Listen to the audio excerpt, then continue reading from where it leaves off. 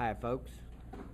I'm Jim Thompson here with Central Pro-Am Fishing in Branson, Missouri. Today, I'm sitting with Larry, Doc Seger, who just returned from fishing the first PAA event of the season on Lake Lanier. Larry won the Central Pro-Am Angler of the Year award last year, which gave him free entries and gas and lodging to fish the PAA events. Congratulations, first of all, buddy. Thank you. On Thank both you. your wins. Appreciate it. First, let me ask you: would you have went and fished the PAA without the Angler of the Year package, Larry? No, I wouldn't have. I didn't realize, what kind of potential money was there, and I probably wouldn't have fished it. I would have stayed close to home, and it was great. It was great. If it wasn't for Central Pro-Am, I wouldn't be fishing PAA this year. Well, good.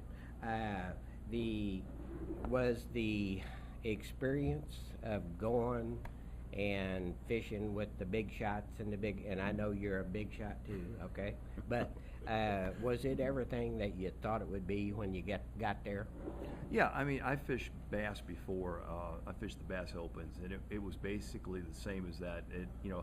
With first Bass Open I ever fished, I was really nervous and stuff because of fishing against these guys. But this time, I knew half the guys that were there, and it was a great experience. These guys are really approachable, even the ones I didn't know and talk to, and they're great fishermen. And I feel very fortunate and blessed to be able to finish the way I finished.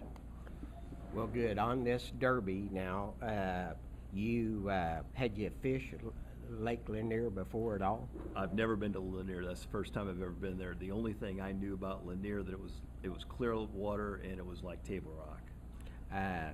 Would you consider it to be tough fishing once you got there? Because I talked to you a few of the practice days.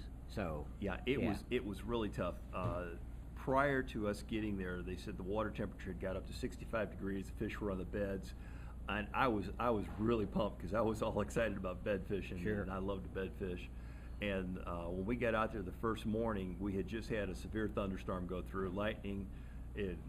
Wind was howling and the temperatures were dropping, and when I got on the water it was 55, so we had a 10-degree drop. I fished for about an hour up shallow looking for beds just to see what was going on. There was nothing there at all, so I pulled off immediately and started fishing the different techniques. Welcome to tournament fishing, huh?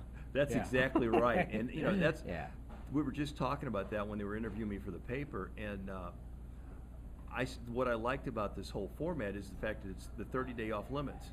It was equal for everybody. Nobody's been there for 30 days. Nobody's been on the water. So we all had to figure it out. We were all in the same boat. No matter what caliber fisherman you are, you're in the same boat. You got to figure it out, and you got 2.5 days to figure it out in. And everybody had 2.5 days. Everybody had 2.5 days. Nobody had an unfair advantage. The local guys, a local guy won it. If I'd executed better, I'd have been sitting there too. And so I feel fortunate about that. But, there might have been a little bit of advantage, just like when we come to Table Rock, there's going to be a little bit of advantage to the locals. But, we still have to figure out where those fish went because they moved off the bank. Sure.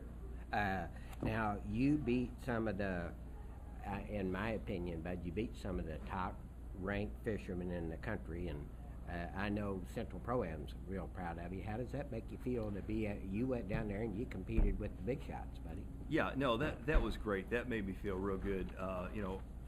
I looked right, finishing right behind me was Tommy Biffle, Takahiro Omori,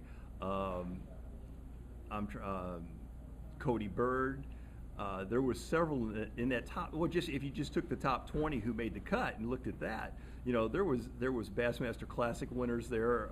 There was people that had just come off doing really well in the FLW, right? And they were behind. I was just happy to make the cut to start with. I went down there with the intention of making the cut, and then to have a top 10 after that was just gravy. It was great. It was a great experience. No question.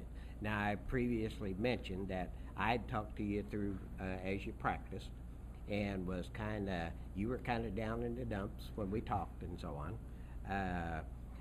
So what did you catch in 2.5 days of practice? 4 or 5 keepers? I had a grand total of 7 keepers. I caught 2 the first morning off of a point. And that was it. That was the only keepers I caught the first day. Second day I ran way up the river, which river's my strength. That's I went to my strength. And I caught 2, and they were smaller than what I caught caught the first day. So at noon, I looked at that river, and what was happening in the river, I saw it because I went far enough up that the mud was coming down, the water was dropping, the temperature was dropping even more. It went from up there, it was 58 degrees, and I got into the mud, and it dropped down to 53 degrees. So, I mean, I knew I thought this is not going to hold up for 3 days. So I pulled out, went back down to the dam, caught 2 more 3-pounders in another creek. Okay. Because I wanted to see that creek.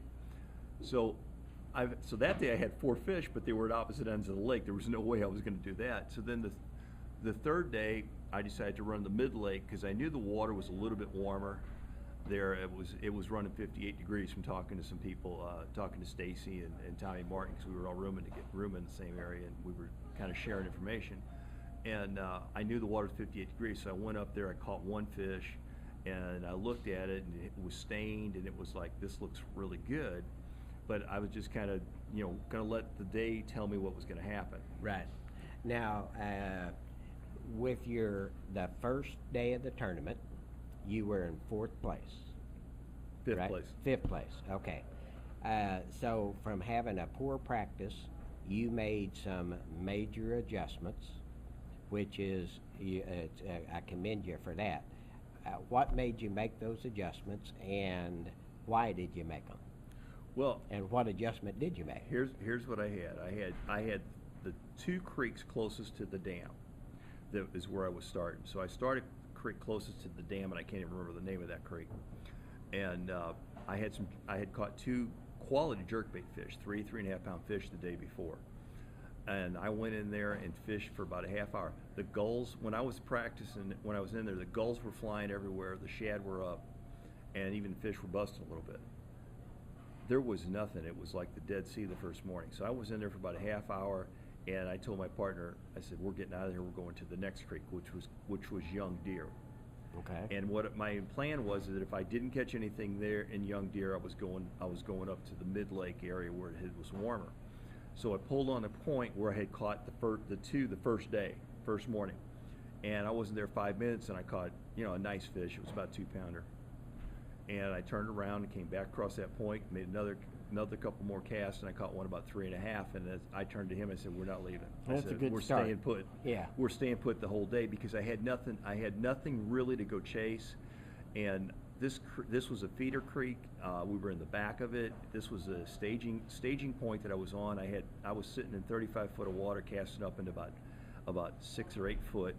Behind me, there was 5 more points in this little creek, and then it came back, had a couple of small arms off of it, and then in the very back was some flats. So I knew the fish had to come through here in order to get back into the back of this creek Right. to spawn.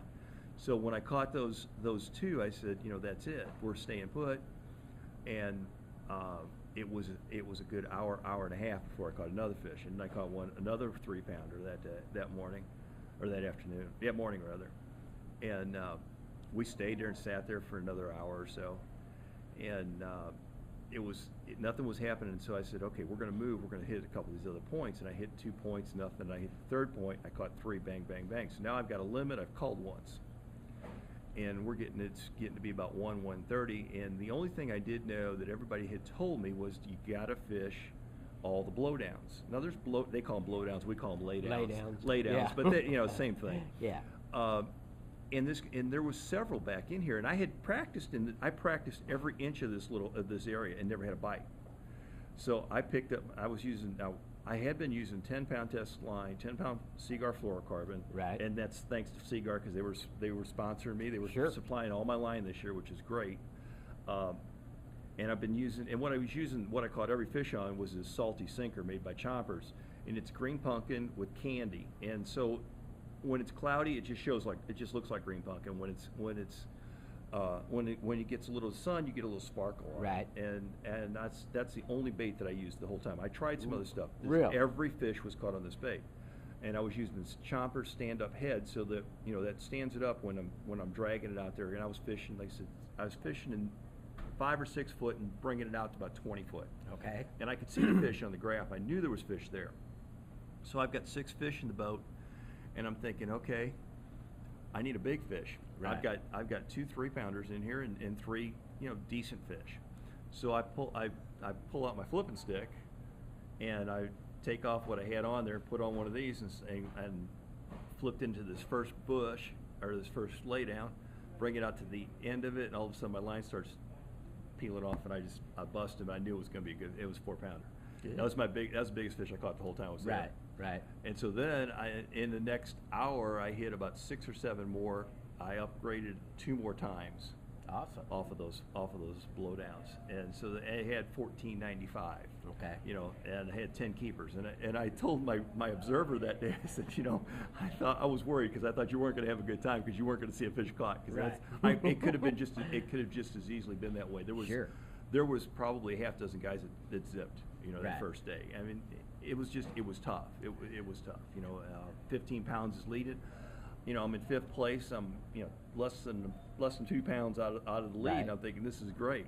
Oh yeah. You know, and I stayed up with you the second day. You dropped 8th place. I dropped to 8th but place. You were still right there within closing range. Yeah, I was only 4 pounds out at that point, and you know, that second day we had hurricane wind. I mean, we had 30-40 mile an hour winds. And it, you know, even though I had the best tackle that could, as far as feeling, I was using a carbon light rod, which has got great sensitivity, and that Seger line. I mean, I had everything that I needed to have the sensitivity, but the wind was blowing so hard. I had bows in my line. I mean, even though I'm using a 3/8 ounce jig head, it's still hard to feel them. Oh yeah. Well, I had 12 bites. I boated 6, and I saw some big fish swim away that it was nothing I could do. I mean, it was just the way the wind was blowing. I couldn't get a good feel. They'd be under the boat, or they'd be swimming off the side, and I just wasn't good. And I couldn't. But you know, I still had a limit. I felt pretty good. I came in, only dropped 3 places. I thought this is, I'm still in good shape because I'm going to go back the next day to the same creek, and I know fish are moving in. Sure. They're just keep reloading is what I'm figuring. Yeah. But what was funny, the second day, not one off of a blowdown. However, the second day, I went all the way to the back of the creek where there was some little reeds and stuff and some weeds, and caught 2 blacks. It was the only blacks I caught the entire tournament. The second day. So that just means you had to keep adjusting and changing every day because it was changing. The first day the water temperature got up to 55.8. When I got back there the second day, it was down to 53. Now by the afternoon the second day, it got up to 56.8. So it came up 3 degrees. Okay. So the third morning I get there, it's 55. I think, okay, we're in good shape. Yeah. It didn't go down that much, everything. I start on the first point, catch a little keeper, right away. So, oh, that's all right. So then I fished that out pretty good. I spent an hour on that, and this was a small area. I knew every point on the boat docks and what was there because I'd fished every piece of it in the last 3 days. Right. So I'm moving around. So I moved to the second point, which I thought was the better point after the first day, and I caught another keeper, just a keeper. And this was like 8 o'clock. I had two in the boat, and the day before I never had a fish until 11. So I felt good, they're going to bite. Yeah. Then I start feeling, then the next bite comes along and it's just a thump and he won't take it. And I can't play with him because I've got the same problem. I've got 20, 30 mile an hour winds and the boat's blowing. And a couple times I set the hook, chopper's gone. And I'm just, and I'm using garlic on them, and 90% of the time with that garlic, they hold on to that. They really hold on to that bait. And these fish have changed up again, and they're just thumping it, and they're not really wanting to take it. And so, consequently, those 2 fish that I had at 8 o'clock were the same 2 that I weighed at 3. And I was a little down on myself, but I thought, hey, there's a lot of guys that have already gone home, and I'm still fishing. I got to play. Yeah. And when we got to the weigh-in, there was a whole lot of people. I mean, the guy that was in third blanked, Cody Bird was sitting next to me, and he was talking about he had 1 fish, and he said it was really bad. I said, I know. And he said, not as bad as mine. I had 1. Well, so I feel fortunate. I executed as well as I could, and finishing 10th with these guys is pretty dang. It's phenomenal. That's pretty stuff. Yeah. Our next PA event's on Table Rock, buddy. Look forward to seeing you there. Go ahead and thank your sponsors. I'd like to thank Bass Pro, Nitro, Chomper Baits for sure, since that's what I caught all my baits on. Lucky Strike, Seger, who else do we have here? Your wife. my Yeah. wife, for Yeah. sure, for letting me, for putting up with me and letting me go out there and do Sure. some fishing. She's been great with me fishing over the years, and solar bats and TC cranks, which is definitely going to come into play here. As a Okay. matter of fact, at this next tournament, Lake of the Ozarks, I think so. So Okay. I mean, I've just been very fortunate, very blessed, and I'd also like to thank Central Pro-Am because they said I wouldn't have been there, without them, and and then not only winning $6,400 from the tournament, I got another $500 from Bass Pro for incentive money driving a Nitro That's Z9, cool. so it Yeah, was great. Very cool. Well, I'd just like to thank Ranger Boats and Mercury Motors, and we'll look forward to seeing you at Lake of the Ozarks this weekend. You bet. I'm All looking right, forward buddy. to it. Okay, Thank you. Thank you, Larry.